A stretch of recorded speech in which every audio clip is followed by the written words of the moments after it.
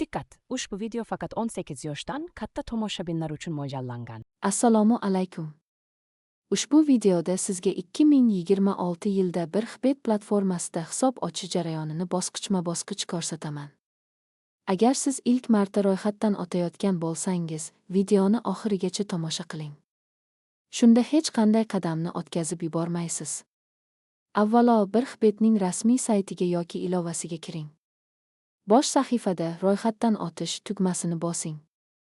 Shundan so'ng sizga bir nechta ro'yxatdan o'tish usullari taklif qilinadi.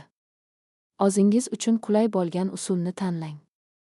Ko'pchilik foydalanuvchilar telefon raqami yoki elektron pochta orqali ro'yxatdan o'tishni afzal ko'radi. Agar telefon raqami orqali ro'yxatdan o'tayotgan bo'lsangiz, avvalo mamlakatingizni tanlang. Keyin telefon raqamingizni to'g'ri kiriting.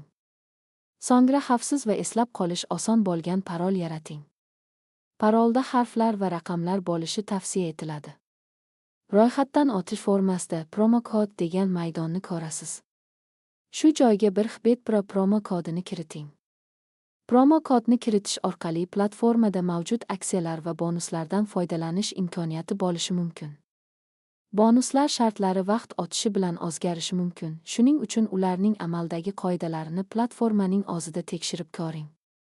Keyingi bosqichda ism, familiya va tug'ilgan sana kabi ma'lumotlarni pasportingiz yoki shaxsiy hujjatingizdagi kabi to'g'ri kiriting. Barcha ma'lumotlar aniq bo'lishi juda muhim. Noto'g'ri ma'lumot kiritish keyinchalik hisobni tasdiqlash jarayonida muammolarga olib kelishi mumkin. Endi ro'yxatdan o'tish tugmasini bosing.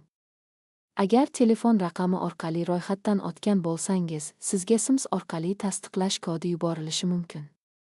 Kodni tegishli maydonga kiriting va hisobingizni tasdiqlang.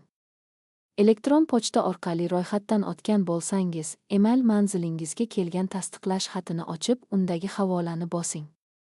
Hisob muvaffaqiyatli ochilgandan so'ng, profilingizga kiring va kerak bo'lsa, shaxsni tasdiqlash jarayonini yakunlang. Bu hisob xavfsizligini oshirish hamda platformaning ayrim funksiyalaridan foydalanish uchun talab qilinishi mumkin. Agar platformadan foydalanish bo'yicha qo'shimcha video qo'llanmalarni ko'rishni istasangiz, kanalga obuna bo'ling va qo'ng'iroqchasini yoqishni unutmang.